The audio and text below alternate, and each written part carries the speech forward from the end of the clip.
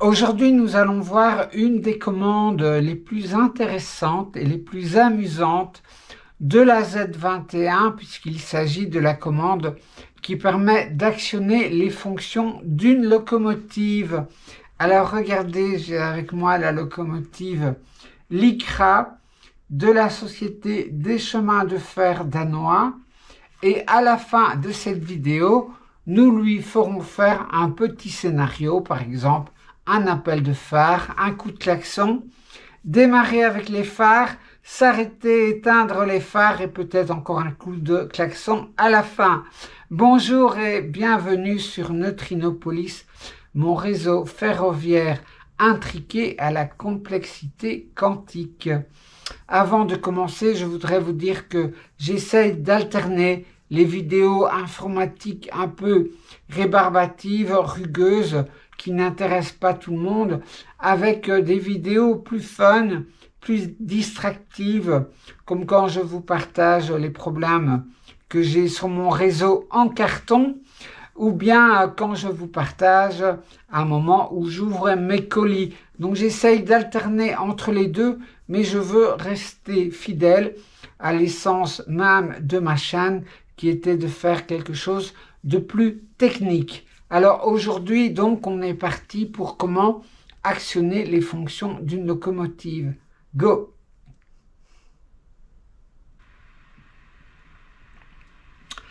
Le sommaire de cette vidéo, on va d'abord voir en fait pourquoi c'est si intéressant d'implémenter cette commande qui active les fonctions d'une locomotive. On verra ensuite que pour implémenter cette commande, on va devoir s'attaquer à la requête LAN X7 Loco Function de la Z21 et que pour implémenter cette nouvelle requête, il nous faudra mettre une nouvelle fonction, construire une nouvelle fonction dans notre boîte à outils UTI. Par contre, je ne reviendrai pas sur pourquoi la requête commence par LAN X et quelle est la structure générale d'une commande LAN X, parce que je l'ai déjà expliqué plusieurs fois.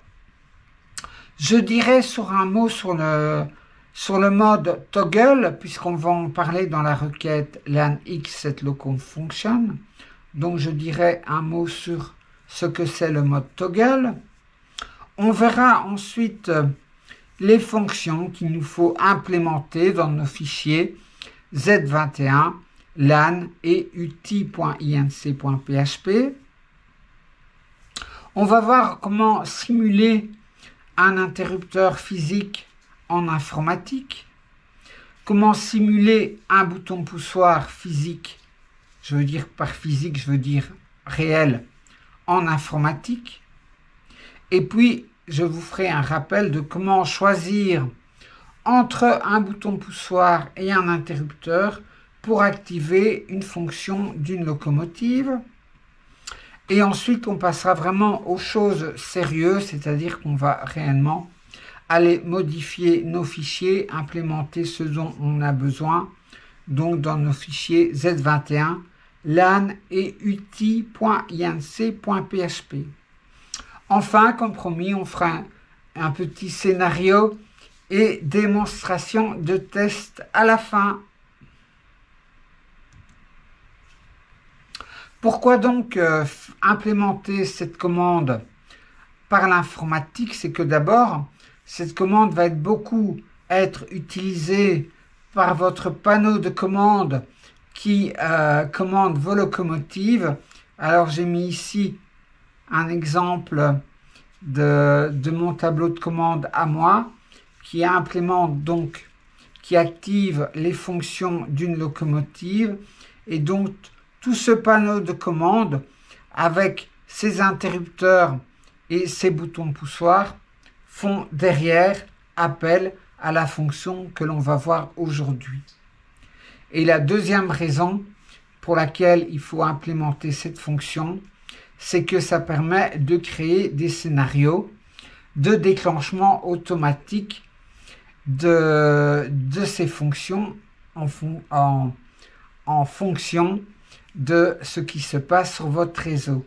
Alors, des exemples, il y en a dans la vidéo qui est intitulée « Le module de sécurité, tout sous contrôle, croisement, aiguillage, bruitage ». C'est la vidéo MFAO épisode 5 et je mets le lien ici à droite si vous voulez aller voir comment on fait des scénarios d'activation des fonctions des locomotives. Pour implémenter cette fonction, on va devoir utiliser la requête Z21 qui s'appelle LAN X7 Loco Function. Comment est-ce que cette commande est construite? Eh bien, on voit ici la description du paquet à construire. On a d'abord la longueur en 2 bytes petit boutiste. La longueur, ce sera de 10 bytes, donc A en hexadécimal. On a l'identifiant général LAN-X qui est 40 en hexadécimal, en 2 bytes petit boutiste. Et puis on a nos données proprement dit. Ça commence par l'identifiant de la sous-commande. Donc l'identifiant, ce sera E4 pour identifier la requête LAN X7 Loco Function. Ce sera le premier byte. Le byte suivant, c'est un byte qui est toujours à F8. Et puis, on a l'adresse de notre locomotive en 2 bytes. On a ce qu'on veut faire en 1 byte, c'est-à-dire activer ou désactiver la fonction et quelle fonction. Donc ça, c'est indiqué dans le byte ici. TT, c'est les 2 bits les plus significatifs du byte. TT vaudra 00 si on veut désactiver la fonction, vaudra 01 si on veut activer la fonction, vaudra 10 si on veut activer le mode toggle, et enfin la valeur 11 n'étant pas utilisée. Et ensuite, les 6 bits suivants, c'est le numéro de la fonction. Et enfin, on termine par toujours notre XOR, donc c'est un byte qui est en fait le OU inclusif de tous les bytes de data. C'est un byte qui permet de faire un contrôle pour voir si le paquet est correct.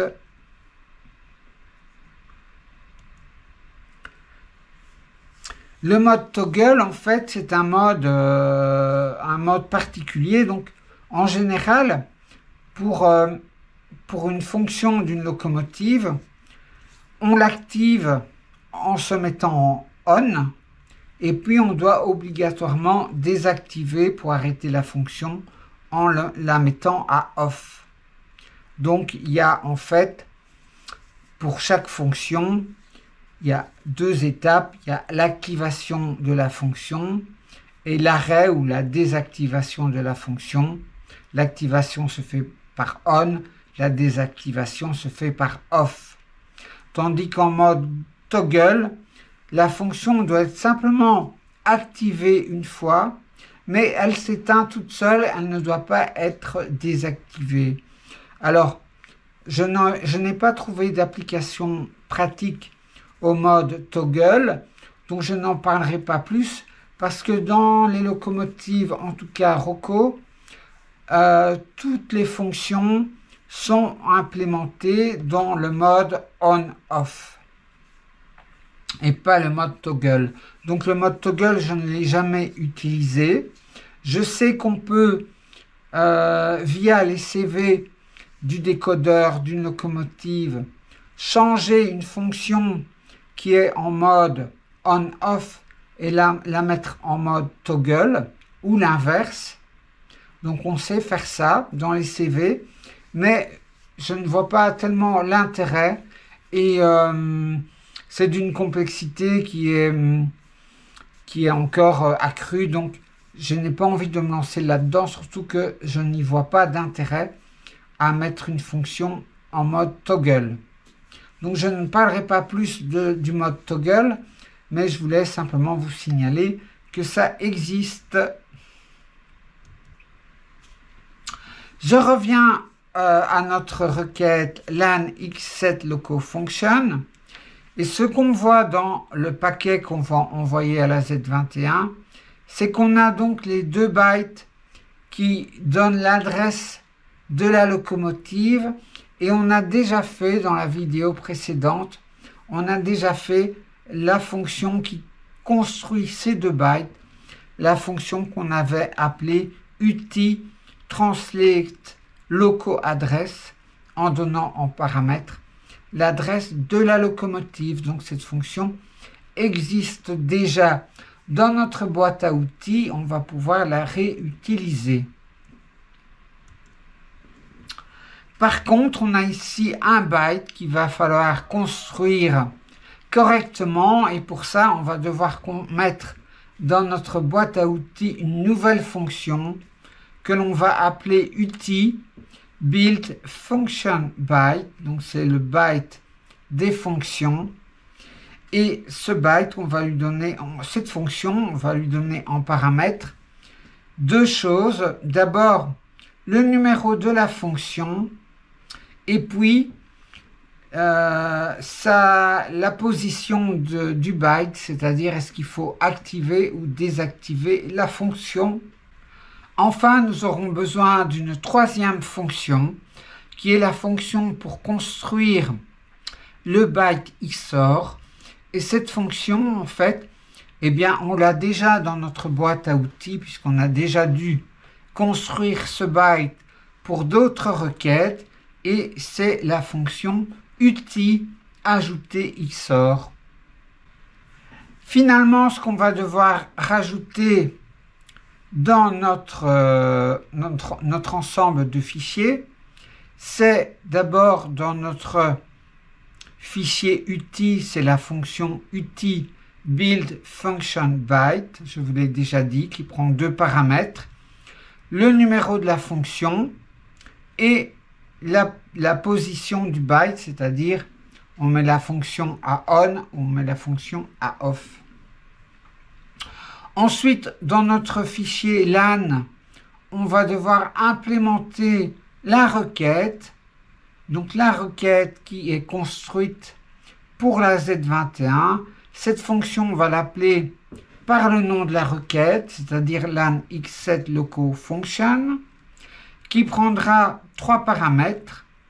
L'adresse de la locomotive sur laquelle on travaille, le numéro de la fonction sur lequel on travaille, et enfin la position de la fonction. Est-ce qu'on veut mettre la fonction à on ou est-ce qu'on veut mettre la fonction à off?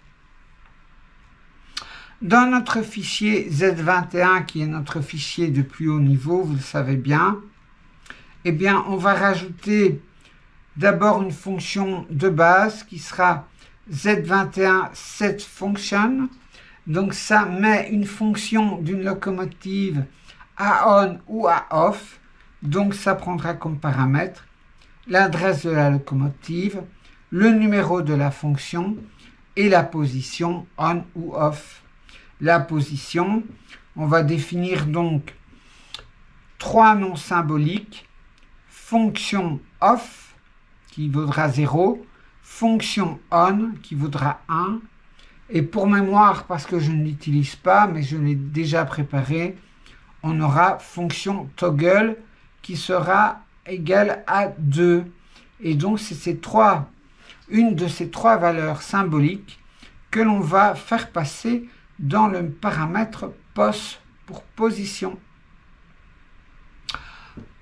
Pour être complet, je vous donne comment est-ce que j'ai implémenté la fonction appel de phare, donc Z21 appel de phare, qui ne prendra bien sûr qu'un paramètre, qui est l'adresse de la locomotive. Comment est-ce qu'on va simuler un interrupteur dans l'ordinateur? Par exemple, on veut à un moment donné allumer les phares d'une locomotive, et puis plus tard les éteindre. Comment est-ce qu'on va faire ça? Eh bien, pour allumer les phares et donc mettre l'interrupteur à on, on va appeler la fonction Z21 setFunction en donnant l'adresse de la locomotive, suivi de 0, puisque on travaille sur les phares et que les phares c'est F0. Donc on donnera le numéro 0 pour la fonction 0, suivi de ce qu'on veut faire sur cette fonction.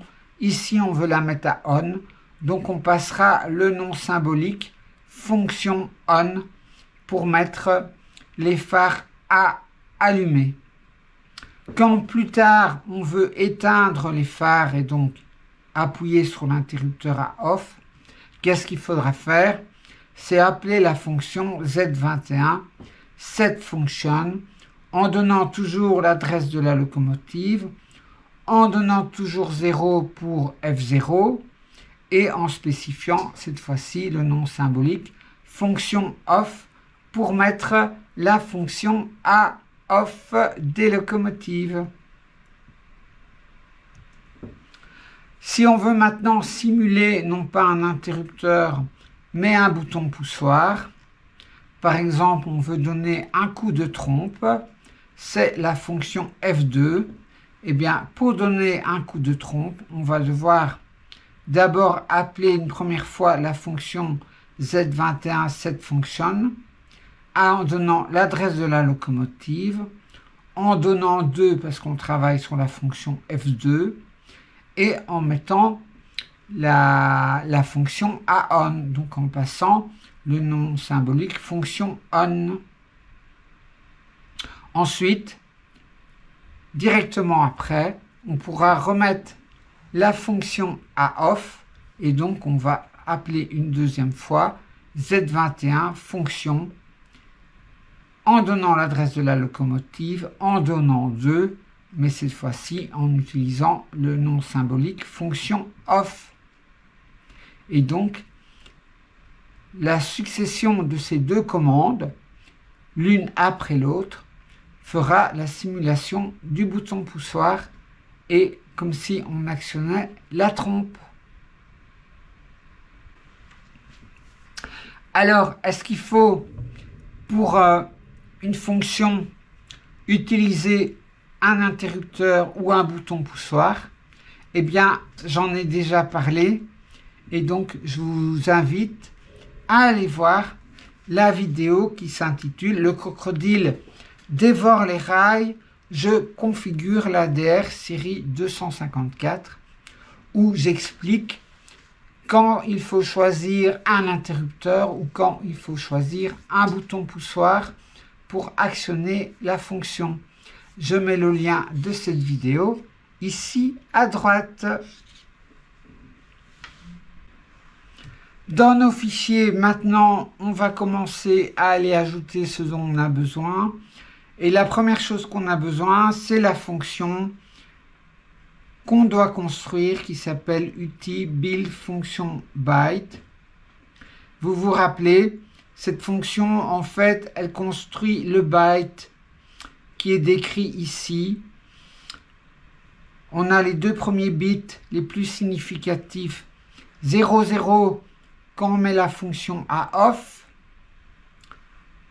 01 quand on met la fonction à on, c'est-à-dire la valeur décimale 64, 10 quand on met la fonction à toggle, c'est-à-dire la valeur décimale à 1, et A1 n'est pas utilisé.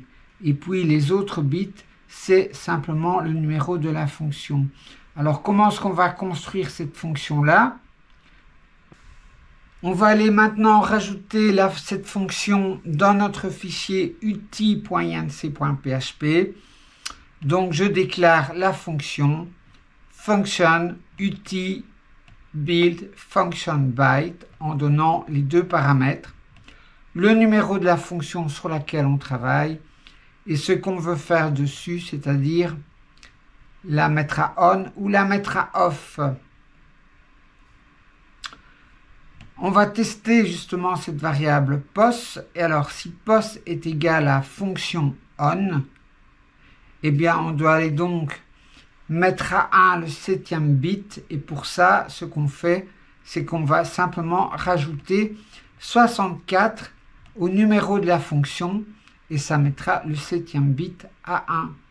Si pos est égal à fonction toggle, eh bien on doit aller mettre le 8e bit à 1, c'est-à-dire qu'on va devoir aller rajouter en fait à numéro de fonction la valeur 128.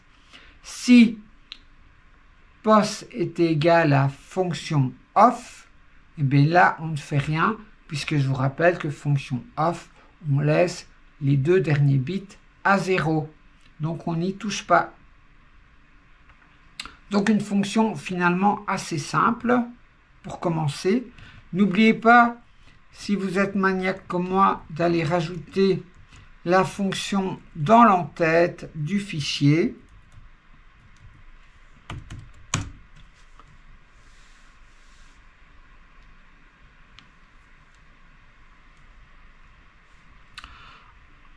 Ensuite, deuxième chose, on va aller rajouter la fonction de commande vers la Z21. Donc on va aller dans notre fichier LAN et on va aller rajouter la fonction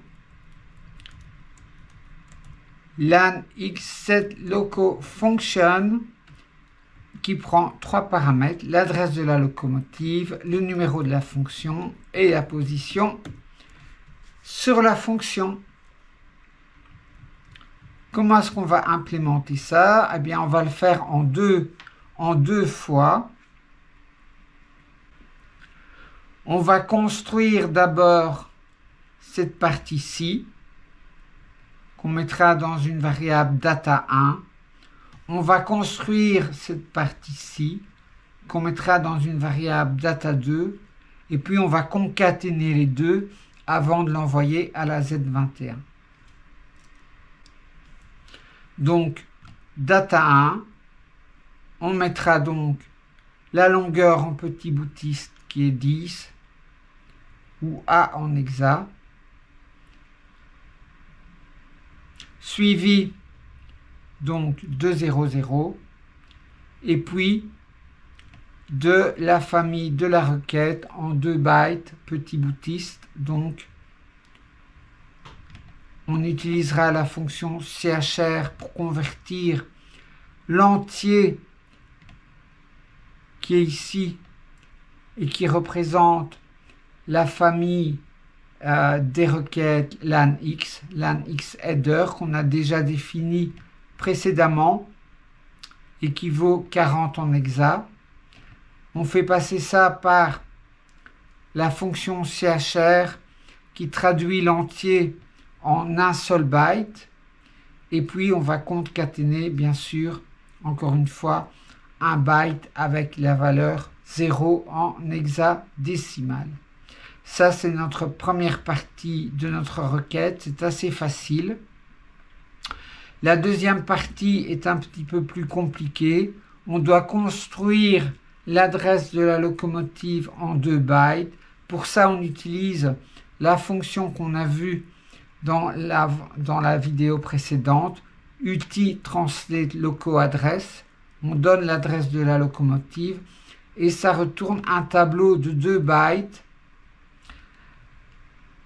On aura l'adresse, le byte le plus significatif en allant voir dans ce tableau avec l'indice ADR MSB, Most Significant Byte, et le byte le moins significatif, on le trouvera en allant voir dans ce tableau et en utilisant l'indice ADR LSB, LSB voulant dire Least Significant Byte, donc le byte le moins significatif. On va devoir construire le byte qui donne les indications sur la fonction. Donc, on va utiliser la fonction qu'on vient de programmer, uti-build-function-byte, qui donne le numéro de la fonction et qui donne la position sur la fonction et qui retourne en fait le byte que l'on va envoyer à la Z21. On est prêt, on peut construire la deuxième partie de la requête, donc c'est data2. Donc on envoie en fait l'identifiant de la sous-requête.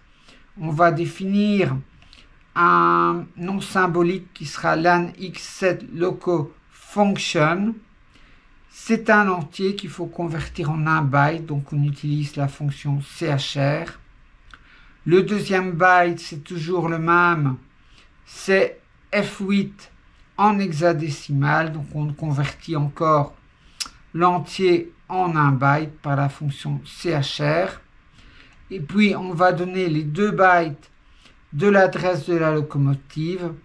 Donc d'abord la partie la plus significative et puis la partie la moins significative. Toujours il faut convertir ces 2 entiers en un byte, donc on utilise chaque fois chr. Et enfin, encore une fois, on va utiliser chr pour convertir les indications concernant la fonction en un byte, convertir l'entier fonction byte vers un seul byte. Donc on utilise encore chr. Pour que la fonction data2 soit vraiment complète, on la passe par notre fonction uti ajouter XOR qui va aller ajouter donc la somme de tous les bytes en OU inclusif à la fin de data2. Après cela, notre data2 est correct, il est prêt et donc on va concaténer data1 et data2 pour avoir notre requête complète que l'on passe à la Z21 par la fonction UDP send que l'on a vu il y a déjà très longtemps, hein, la première ou la deuxième leçon, la première leçon, et qui donc envoie le paquet sur la Z21 par le socket UDP. Il nous reste maintenant à aller ajouter nos fonctions de haut niveau, donc ça se fait dans la fonction, dans le fichier z21 include.php. On va d'abord rajouter la fonction z21 setFunction qui prend 3 paramètres, l'adresse de la locomotive, le numéro de fonction et la position sur la fonction. Que fait cette fonction?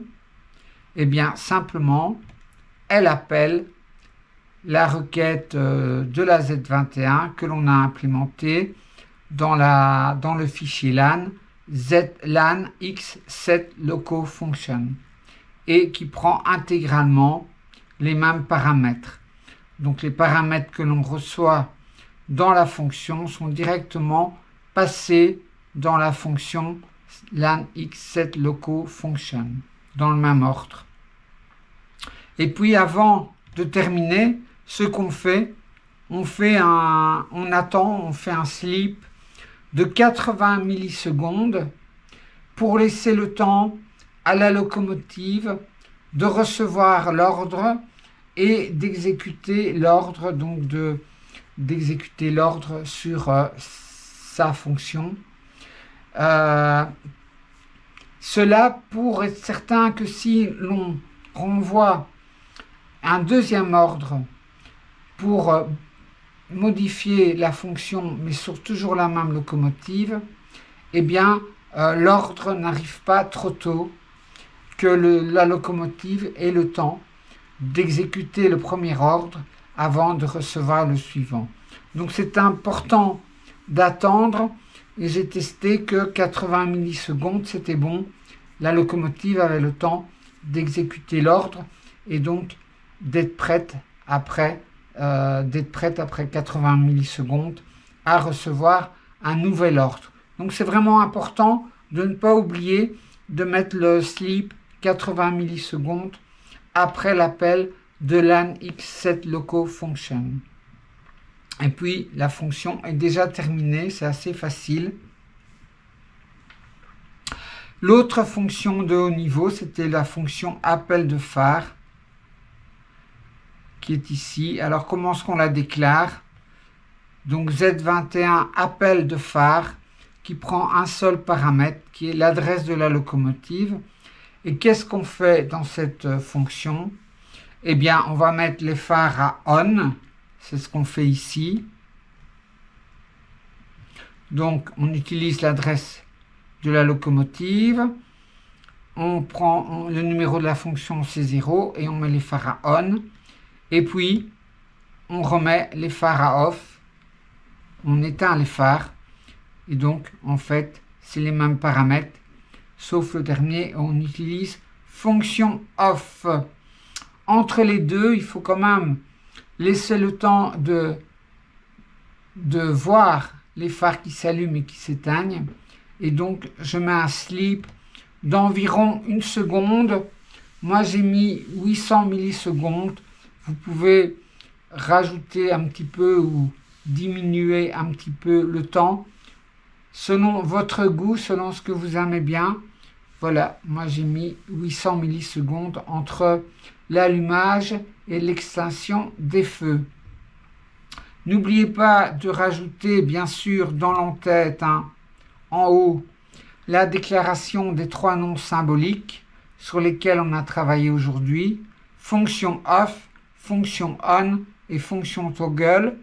On ne sait jamais on pourrait l'utiliser un jour, qui valent successivement 0, 1 ou 2. Et n'oubliez pas vraiment dans l'entête, tout en haut, d'aller rajouter nos 2 nouvelles fonctions. Voilà, nous sommes prêts maintenant à aller faire un petit scénario de test. Donc nous allons nous rendre sur le réseau. Je vous propose dans notre fichier test.php la séquence, le scénario suivant. N'oubliez pas d'abord d'initialiser la Z21 avec la fonction Z21 initialisation. Moi, je vais travailler avec ma locomotive Litra. Elle porte l'adresse numéro 9. Et je vous propose le scénario suivant. D'abord, un appel de phare, une pause de 5 secondes, un coup de trompe, une pause de 5 secondes, l'allumage des phares et le démarrage de la locomotive en sens avant et à la vitesse 20. Cette fonction, on l'a vu dans l'épisode 6. Je la laisse rouler 10 secondes. Je l'arrête, donc je mets la vitesse à 0. J'attends 10 secondes. J'éteins les phares. J'attends 5 secondes. Je redonne un coup de sifflet. J'attends 5 secondes. Et je termine le scénario par un dernier appel de phare.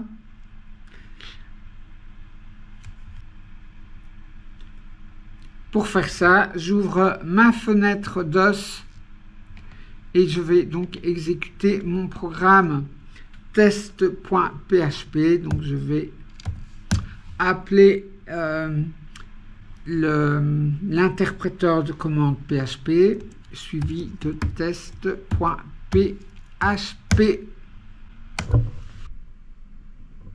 Un appel de phare, 5 secondes, un coup de trompe, 5 secondes, démarrage, phare allumé.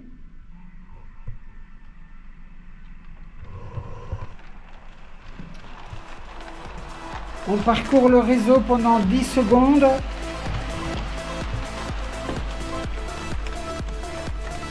On s'arrête. On éteint les phares. De nouveau un coup de trompe. Et de nouveau un coup de phare.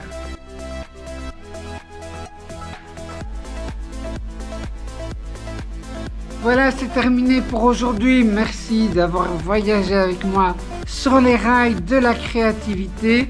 N'oubliez pas que la prochaine station, c'est la vôtre. Donc surtout, faites du train Et puis, si vous n'êtes pas encore abonné, vous savez ce qu'il vous reste à faire. Salut, au revoir, ciao!